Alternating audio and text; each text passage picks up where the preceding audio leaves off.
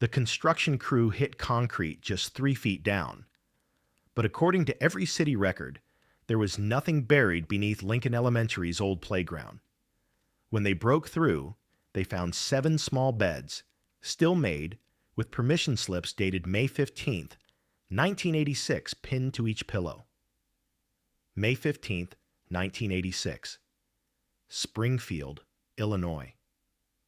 It was supposed to be an ordinary Tuesday for Lincoln Elementary's 8th grade students. Science teacher Patricia Holbrook checked her class list. 7 students: Sarah Mitchell, Tommy Chen, Rebecca Foster, Marcus Williams, Jennifer Adams, David Kumar, and Lisa Thompson.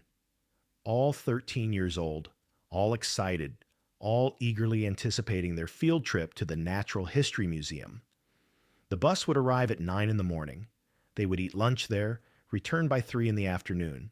Simple, safe, routine. But the bus never came, and the children never returned home. At 3:30 p.m., parents gathered outside the school. Something was wrong. The school was empty, hallways silent. When the assistant principal met them, deep concern was etched across his face.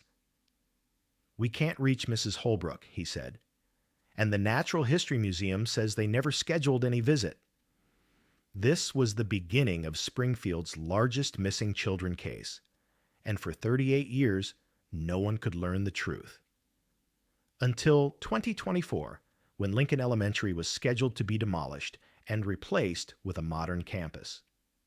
August 6, 2024, Springfield, Illinois. Lincoln Elementary construction site, 6 a.m. Greg Martinelli was excavating the old playground with his crew. The job was simple: remove the old surface, pour new foundation, begin construction of the modern building. But the excavator stopped at 3 feet deep. It had hit something solid. The strange thing was, no city records showed any buried structures in this area. Greg stopped the excavator and climbed down to look.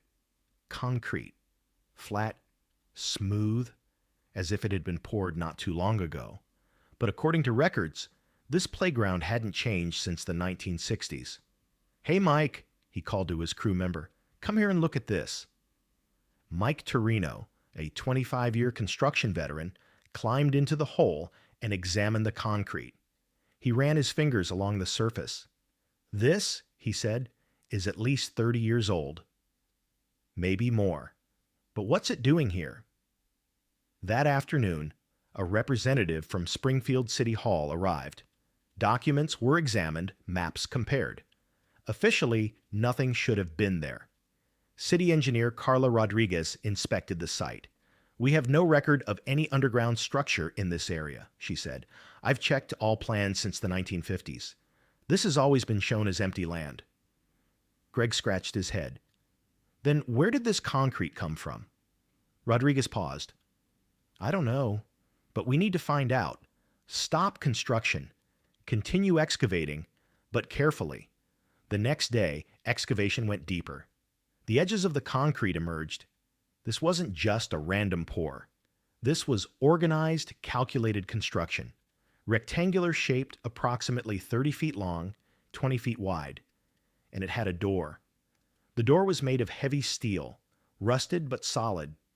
On it was a simple plaque: Room 104. Greg froze.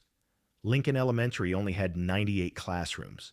There was no such thing as Room 104. Springfield Police Department was called that evening. Detective Amanda Shaw examined the scene. In her 20 years of experience, she had seen many strange things. But this was different.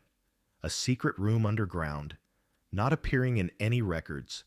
And the strangest part, a school classroom number from 1986. Shaw took a flashlight and opened the steel door. Inside smelled of dust and moisture. But what was shocking was this. It was a classroom, a real classroom. 7 small desks, each student-sized, a blackboard, a teacher's desk, and hanging on the wall, a 1986 calendar. But the most disturbing thing was the beds in the corner. 7 of them, small, narrow bunk bed style, and at the head of each one, a permission slip was pinned. Shaw illuminated one of the documents with her flashlight. Date, May 15th, 1986. Name, Sarah Mitchell. Trip destination, Natural History Museum. Shaw's heart raced. Sarah Mitchell. She knew that name. From the missing children's file, one of 7 children who disappeared in 1986. The next morning, Shaw spread files across her desk. The missing children case. It had shaken Springfield 38 years ago. 7 8th-grade students had gone on a school trip and were never seen again. Their teacher, Patricia Holbrook, had also disappeared with them. The official investigation had never found clear answers. Holbrook's car was found in the school parking lot. The children's belongings remained in their classroom, as if they had simply vanished into thin air. Now Shaw held a possible answer in her hands. The children had never left school. They had been hidden underground, right beneath the school. But why? And by whom? Shaw returned to the underground room, this time with an FBI expert. Agent Michael Torres specialized in cold cases. They systematically examined the room. There were writings on the walls, written in children's handwriting. Where is my mom? I want to go home. This place is too dark. But the most striking discovery was found in the teacher's desk drawer. A diary, in Patricia Holbrook's handwriting. The last entry was May 18th, 1986. 4th day. The children won't stop asking questions. I keep telling them it's the safety drill I mentioned. But how much longer can this continue? There are sounds from above. They keep searching. They know we're here but can't find the exact location. Was the passage sealed? How will I check? Shaw stared at the pages in shock. Patricia Holbrook hadn't kidnapped the children. She had been hiding them. But from what? Earlier pages of the diary provided more clues. May 14th, 1986. I received final instructions. Tomorrow it happens. I need to bring the children to the room under the pretense of a field trip. I'll tell them it's a safety drill. They'll stay here for a few days, until the cleanup above is completed. What did cleanup mean? Shaw researched old newspaper archives. May 15th, 1986. What had happened in Springfield that day? She scanned the headlines. There it was, a small news item on page 3. Chemical spills suspected near school, being investigated by authorities. The news was brief. A chemical truck had overturned in Springfield's industrial district, its contents mixing with soil, and nearby schools were being monitored as a precaution due to potential health risks. But this story never had a follow-up. No follow-up news, no resolution report, as if it had been completely forgotten. Shaw dug deeper. City records, fire department reports, health department documents. And there she found it, a classified document dated May 20th, 1986. Lincoln Elementary Decontamination Project completed. Safe for personnel and students. Decontamination. Shaw's stomach churned. The school had been contaminated, and Patricia Holbrook had used this room, this secret shelter, to protect the children. But what had gone wrong? Why had the children never emerged? The answer was in the diary's final pages. May 17th, 1986. No more sounds from above. Too quiet. I should check, but the door won't open. Is it locked from inside? Is the ventilation system not working? The children are scared. I'm scared too. May 18th, 1986. David got sick. He has a fever. Jennifer is coughing too. The air here is very bad. Water is running out. We need to go upstairs, even if we're at risk. And then, nothing. Blank pages. Shaw looked up. Ventilation system. She examined the underground room again. There were small ventilation holes in the wall, but they were blocked. 38 years of dust and debris. The FBI team conducted a more detailed search. The room was empty. No bones of children or Holbrook. But in the ventilation shaft high up, Torres found something, a small metal box. Inside was an old radio and a note. The note was in Holbrook's handwriting. "If anyone finds this, I tried to keep the children safe. The school was poisoned. It wasn't safe to go up. But air isn't coming here. No water. We can't find an exit. Please tell our families. Tell them we loved them." Shaw took a deep breath. Patricia Holbrook had tried to be a hero. She had protected the children from death. But in the end, they had become victims of another death. But there were still unanswered questions. Why didn't this room appear in any records? Who had built it? And most importantly, where were the children? Shaw researched the archives more thoroughly. Lincoln Elementary's construction history. The school had opened in 1955, but the foundations had been laid in 1954, and in those period records, there was something strange. A budget item titled Emergency Shelter. Cold War era. Everyone feared nuclear attack. The room was a bomb shelter. Built in 1954, not included in official records for security reasons. And in 1986, Patricia Holbrook had used it to protect children from chemical contamination. But the children were still missing. Shaw met with FBI missing persons expert Linda Vega. Vega examined the evidence inside the room. DNA samples were taken. Beds, personal items, writings on walls. Everything confirmed the children had been there. But there were no bones, no bodies. "Maybe they escaped," Vega said. "After Holbrook died, maybe they found an exit. But where to?" Shaw studied the map, the room's location, ventilation shafts, sewer system, and there she saw it, an old tunnel from the 1920s, a remnant from the city's old steam system. It passed under Lincoln Elementary and Shaw held her breath. It led to the Springfield River. The next day, Shaw and the FBI team followed the tunnel. Dark, narrow, dangerous, but passable. Someone child-sized could squeeze through, could progress. The tunnel ended under an old factory complex by the river. The factory's security guard checked old records. 1986, May. There it was. In the security report, May 20th, 1986, water damage in factory basement. Strange sounds reported. Checked. Nothing found. Shaw's heart pounded. The children had reached there, alive. But from there, the trail went cold. The factory had closed. Records had been distributed. The security guard had retired, moved to another city. Shaw found him. George Morrison, 78 years old, now living in Florida.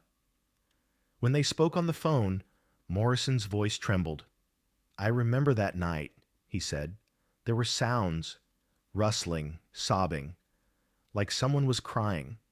I went to look, but there was nothing. But in the morning..." Morrison stopped. "What happened in the morning?" There was a note by the door, in children's handwriting. "Please call the police. Our teacher Patricia is dead. We want to go home." And 7 names were written on the back. Shaw exhaled. "Why didn't you call the police?" Morrison's voice broke. "I did.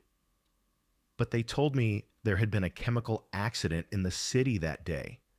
Children had been evacuated. They were in safe places. The note I found was probably something old. They told me to forget about it." Shaw hung up the phone. The terrible truth was becoming clear. The children had emerged alive. They had asked for help. But the system had failed them. So where were they then? Shaw checked the names Morrison had given her. 7 children, missing in 1986. But now they could be living under different names, adopted, changed identities, started new lives. She scanned the DNA database, blood samples, hair strands, and bingo! A match, David Kumar, now living in California as Dave K., 51 years old. Software engineer. Shaw reached out to him. Dave was initially closed off. But when Shaw mentioned the underground room, Patricia Holbrook's diary, Dave's voice changed. "I've been trying to forget that night for 38 years, he said. Teacher Patricia tried to save us. But the air was so bad. We got sick. When she died, we panicked. We found the tunnel. We escaped. What happened to the others?" Dave paused. "We separated. We were very scared. We didn't trust the police. We couldn't find our families. We went different directions. I lost contact with some of them. Where are you now?" "Different places. New names. New families. Teacher Patricia is our hero. But that night changed us. We were never the same." Shaw found the other 6 children, too. All alive. All living under different names. Jennifer Adams, now a nurse in Oregon. Tommy Chen, a doctor in Texas. Sarah Mitchell, a teacher in Colorado. Marcus Williams, an architect in Arizona. Rebecca Foster, a lawyer in Florida. Lisa Thompson, a museum director in Washington. They all remembered Patricia Holbrook. They all remembered that night. And they had all lived different lives since that day. Shaw tried to bring them together. Most initially refused. It was too painful. But gradually, slowly, they began to talk. Sarah Mitchell, now 51 and a 3rd grade teacher in Colorado, was the one who remembered that day most clearly. "Teacher Patricia was very nervous that morning," she said in her video call with Shaw. "She kept looking at her watch. She told us the bus was late. Then she said, 'We'll take a small detour.' We went down to the school basement. We had never been there. How did she open the room? She had a key. And inside it was like it had been prepared. Beds, food, water. She said, 'Safety drill. We'll stay here for a few hours.' But hours turned into days." Tommy Chen, now a heart surgeon in Dallas, remembered Patricia's final days. "She had become very sick," he said. "She was having trouble breathing. The ventilation system wasn't working. She tried to open the door, but couldn't. She kept saying, 'It's still not safe outside.' But we no longer believed her." "When did she die?" "4th night, in her sleep. When we woke up in the morning, she wasn't responding. That's when we really panicked." Lisa started crying. Marcus found the tunnel. Marcus Williams, now an architect in Phoenix, told the escape story. "The tunnel was inside the old ventilation system," he said. "Narrow, dark, terrifying. But Teacher Patricia was dead, and we had to get out. We went through one by one. I carried Lisa, who was the smallest. What happened when you reached the factory? The night watchman found us. Morrison was his name. He was a good man. He gave us food, clothes. He said he would call the police. But in the morning, police didn't come. They had told Morrison there was a chemical accident, that we were already safe. What did you do then?" "We separated. We had no other choice. We tried to find our families, but they thought we were dead. Some of us went to orphanages. Some of us stayed on the streets. We acquired new identities. We did everything to survive." Shaw asked the hardest question. "Why did you stay silent for so long?" Sarah's voice broke. "Who would believe us?" The story of 7 children hiding underground with their teacher, chemical spills, secret rooms, death. It sounded crazy, and we were very hurt. We were traumatized. We just wanted to forget and live normal lives. Shaw dug deeper. Patricia Holbrook's background: born in 1950, Springfield local, education school graduate, single, no children. But something had changed in 1985. Shaw found old teacher records. Patricia Holbrook had been appointed as emergency coordinator in fall 1985. The job description was vague: school security protocols, emergency plans, crisis management. Even stranger, this appointment didn't exist in official education board records. It only appeared in the principal's private files. And these files had been destroyed in 1987. Shaw researched the principal, Robert Henley. He had been Lincoln Elementary's principal from 1974 to 1987. He had taken sudden retirement in 1987, moved to Florida. He had died in 1995. But Henley's son was still alive. Retired police in Chicago. Shaw called him. "My father was never the same after that incident," said Robert Henley, Jr. "He kept having nightmares. He said he could hear the voices of 7 children. He felt guilty." Why guilty? Because he left them there.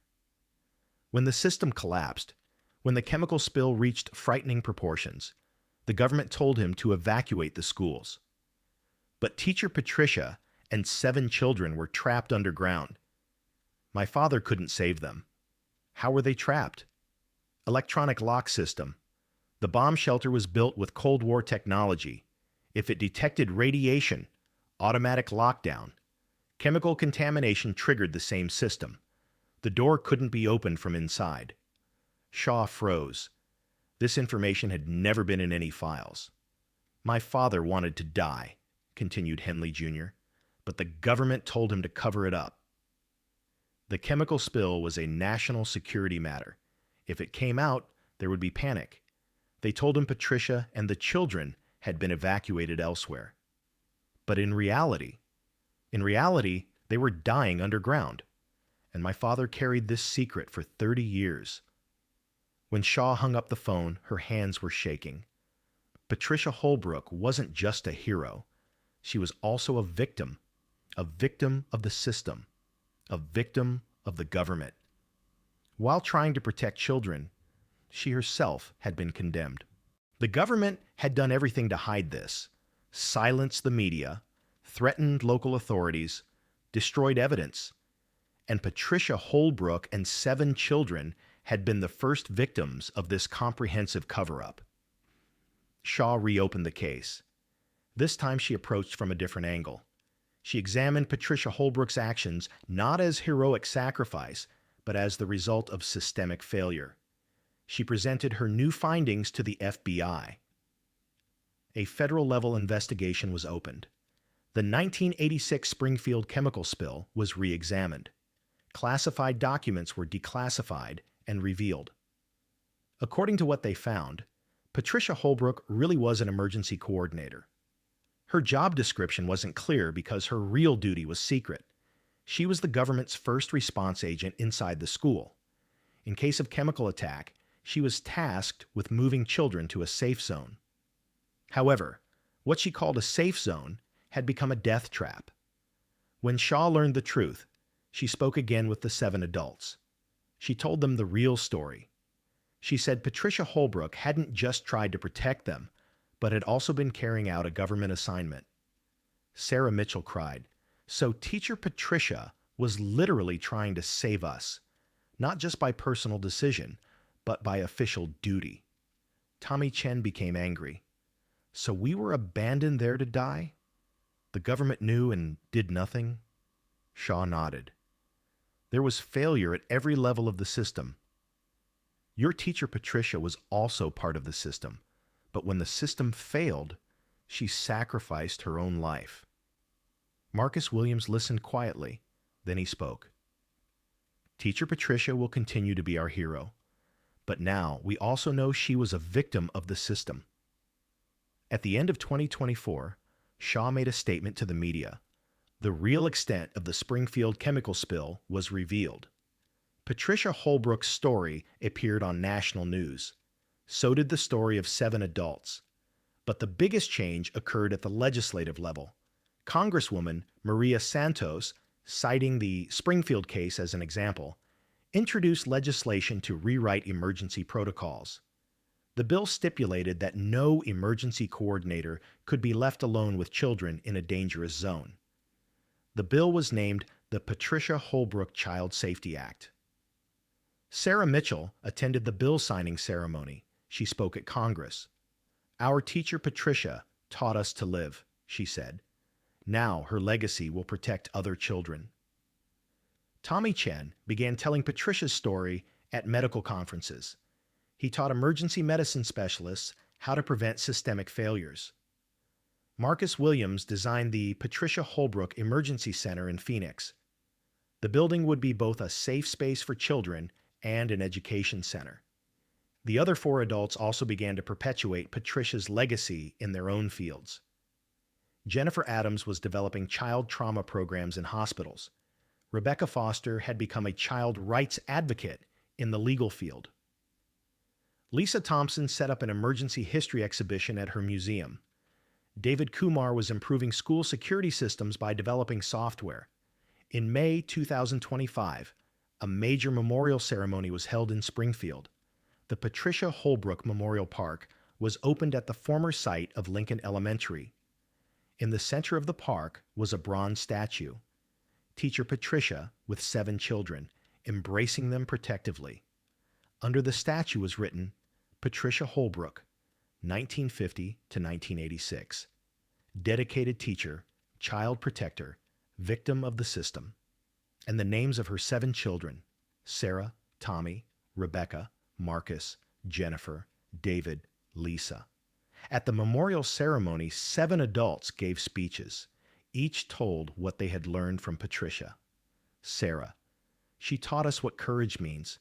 She taught us to stand against fear. Tommy, she taught us the power of love. Unconditional, selfless love. Rebecca, she taught us justice. Doing what's right, whatever the cost. Marcus, she taught us planning, being ready for the future. Jennifer, she taught us compassion, giving hope in difficult times. David, she taught us problem solving, never giving up on finding a way out. Lisa, she taught us memory, the responsibility to preserve the past and pass it to the future. After the ceremony, the 7 friends met privately. For the first time in 39 years, they could speak openly about Patricia. Trauma was now uniting them, not dividing them. Sarah spoke up. I think the time has come. Time to tell the real story. We should write a book, make a documentary. Teacher Patricia's story must not be forgotten. Tommy agreed, but not just our story. The system's story too. How it failed, why it failed. A year later, the book Room 104, The Patricia Holbrook Story was published. It was written as a joint work of 7 adults. The book didn't just tell the story. It also discussed how emergency systems could be improved.